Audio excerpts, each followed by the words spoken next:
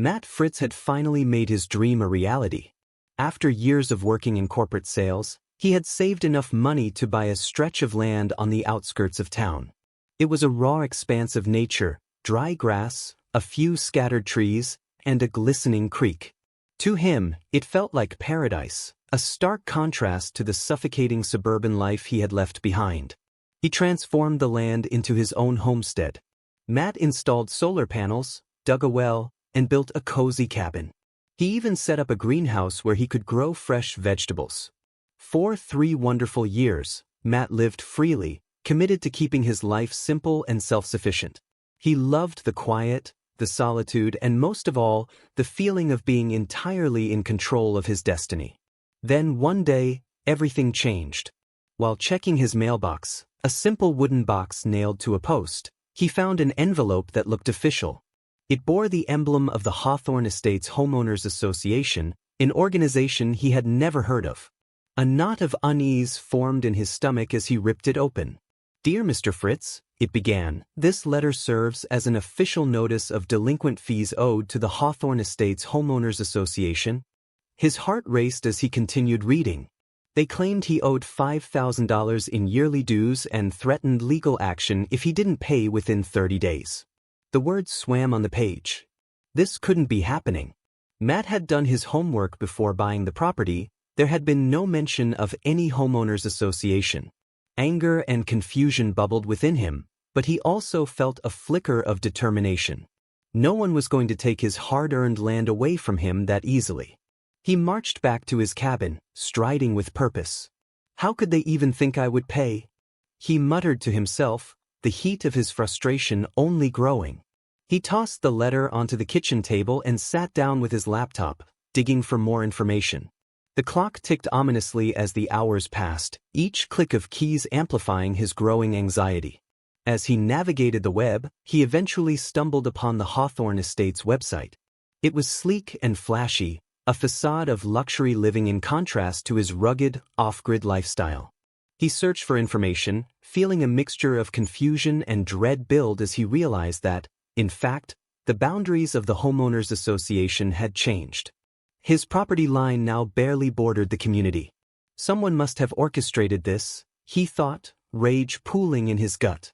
His property wasn't just a piece of land to them, it was a pawn in a game of power and control. He felt the urge to fight. Matt wasn't going to allow this association, with its polished executives and hidden agendas, to dictate how he lived his life. The next morning he ventured into town. He parked outside the county record office, a nondescript concrete building that felt like a relic of a boring past. The clerk behind the counter barely glanced up as Matt stated, "I need to check the property records for 2789 Red Creek Road." "Rural land?" she asked, her tone indifferent. "Yes," he replied, eager for answers. "I just got a letter saying I'm part of a homeowners association I never agreed to." She searched the records and looked up, visibly surprised. "Well, that's strange. It seems there was an amendment filed last year, and your property was added as part of Hawthorne Estates." Matt's mind raced. Anger surged through his veins. He had always been careful about what he signed, about the commitments he made. It made no sense. He had been clear about living off the grid, far from the eyes and regulations of the city. "So they just added me without my consent?" "Looks that way," she said. "Can I get a copy of that amendment?" he pressed. "Sure, it's public record." She printed out the document, and when Matt grabbed it, his hands were trembling. He couldn't shake the feeling that he was up against something much bigger than he initially thought, a powerful organization determined to regain control. "I won't let them win," he whispered to himself as he left the office. The weight of the situation pressed down on him like a storm cloud ready to burst. As he drove back home, determination coursed through him. This was not just about the money, this was about control. And he was ready to take his fight all the way to them. Back at his cabin, he pored over the paperwork with fierce focus, analyzing the amendment and the clauses buried within. The sun dipped below the horizon, casting long shadows in his living room. His resolve sharpened with each passing moment. He grabbed his phone and dialed the number on the letter from Hawthorne Estates. "Hello, this is Hawthorne Estates Homeowners Association," a smooth voice answered. I just got your letter, Matt replied, his voice steady but filled with a simmering fury. I think we need to have a little chat. The line crackled with tension. May I have your property address? The woman asked. 2789 Red Creek Road, he said, barely containing his rising anger. After a moment of silence, she responded, Yes, Mr. Fritz. Your property has been annexed into our community. You are now required to pay dues. Matt's blood boiled. How exactly can you just decide one day that my land is yours? I never agreed to any of this. Diane, the voice on the other end, spoke with practiced indifference. Annexation doesn't require individual consent. Our board made this decision as part of community expansion. I live off the grid. I don't benefit from your so-called community, he exclaimed. You have no right to impose anything on my property. Your property is subject to our regulations, she responded coolly. If you refuse to comply, legal action will be taken. We advise you to reconsider. Matt hung up the phone, a whirlwind of thoughts racing through his mind. This wasn't just going to be a simple argument. It was a declaration of war. As he looked out at his land, the very land he had poured his heart and soul into, he knew he would not back down. The fight was just beginning, and he was determined to protect his home no matter the cost. Matt felt the weight of the world on his shoulders as he hung up the phone. The air in his cabin was thick with tension, and the quiet outside seemed to mock his escalating anxiety. He couldn't allow this homeowners association to bully him into submission. Now more than ever, he needed a plan. Determined, Matt sat back down at his kitchen table, the papers strewn all around him like fallen leaves after a storm. He needed to find a lawyer, someone who could help him navigate this treacherous legal maze. After an hour of searching online, he came across a small law firm led by Dan Harper, a local attorney known for fighting against oppressive community regulations. With a deep breath, Matt picked up the phone and dialed the number. It rang twice before a warm, friendly voice answered. Harper Law Group, how can I assist you? Hi, I'm Matt Fritz. I'm facing a legal issue with the Hawthorne Estates Homeowners Association, and I need help. Of course, Mr. Fritz. Why don't you come by my office tomorrow? We can discuss your situation in detail. After arranging the meeting, Matt spent the night anxiously reviewing the documents again, searching for any loopholes he could exploit. His thoughts raced back to the conversation with Diane. The attitude of her voice had hinted that the association had dealt with many like him before. He was just one more obstacle in their master plan. The sun broke through the early morning clouds, and Matt hardly noticed as he made his way to the law firm the next day. In a small office decorated with diplomas and legal books, Dan greeted him with a firm handshake. He had an approachable demeanor, with kind eyes that seemed to offer both empathy and strength. Tell me everything, Dan prompted, settling into a chair across from Matt. Matt recounted the events leading to the heated phone call.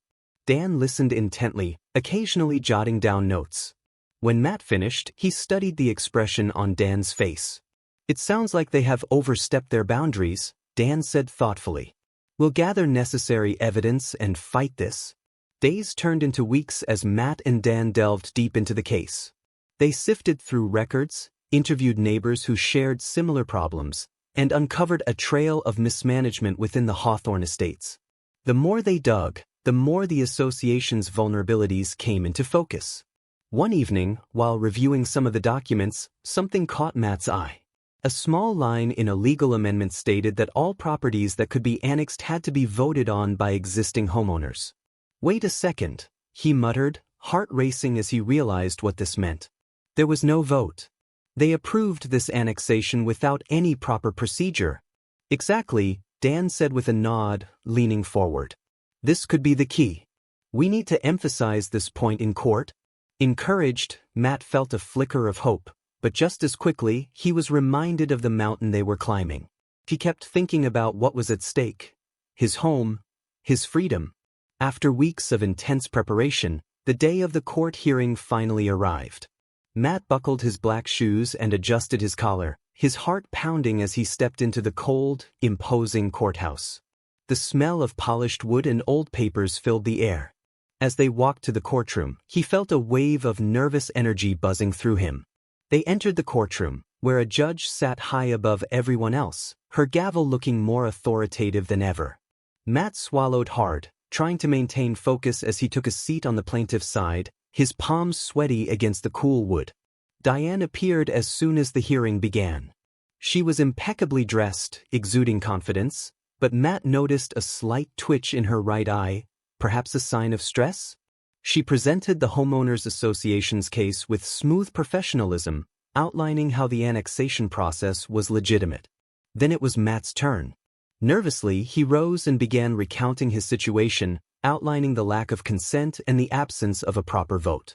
The judge seemed attentive, nodding along, but he could see the skeptical expressions on some of the members of the association in the back of the courtroom.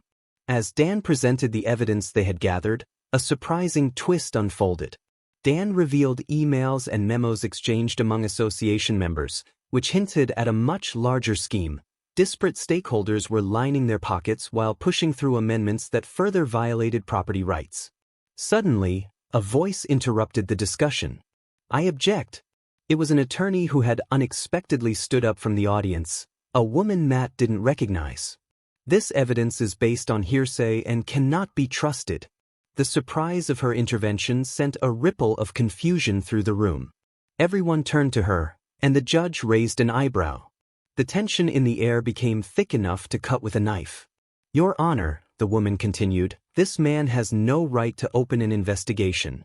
A lawsuit against Hawthorne Estates is nothing short of a waste of resources." Matt felt his heart race. Who was this woman? Why was she there to protect them? "Your Honor," Dan retorted, his voice steady, "the evidence Matt presents is crucial. If Hawthorne Estates has manipulated the process, it's not just a matter of personal grievance. It affects everyone within the community." The judge paused, her fingers steepling in thought. "I will allow the evidence to be presented. But I want proof that the emails discussed are legitimate and part of a broader pattern of deceit." At that moment, Matt felt a surge of hope mixed with dread. The courtroom was alive with tension, and every eye was now on him as he prepared to respond to this unexpected twist. As the hearing continued, he vowed to remain strong. He realized this fight was about more than just land. It was about the rights of every individual who had ever stood up against corruption. And with each word he spoke, he was unlocking the door to a truth that could set not just him, but many others free. In the days following the court hearing, Matt's life became a whirlwind of activity. He spent hours with Dan, gathering more evidence and building a stronger case against the Hawthorne Estates Homeowners Association. The unexpected appearance of the mysterious woman at the hearing had only deepened the complexity of the situation, but Matt was determined to uncover her identity and understand her motivations. One morning, as he was reviewing some documents, he received a call from an unknown number. He hesitated for a moment before answering, and a soft voice said, "Matt, I wanted to talk to you." "It's you," Matt replied, suddenly recognizing the voice from the court hearing. "Who are you?" "I'm Samantha," she said. "I'm a former employee of Hawthorne Estates. I was one of the ones who uncovered the deceit and manipulation. I couldn't just sit back and watch as they continued to harm innocent people." Matt's eyes widened as he listened to her story. "Why are you calling me now?" he asked, his mind racing with questions. "I'm calling because I have information that could blow the whole case wide open," Samantha said. "I have documents, emails, and recordings that prove the association is not what they seem. I'm willing to testify and help you bring them down." Matt's heart leaped with excitement.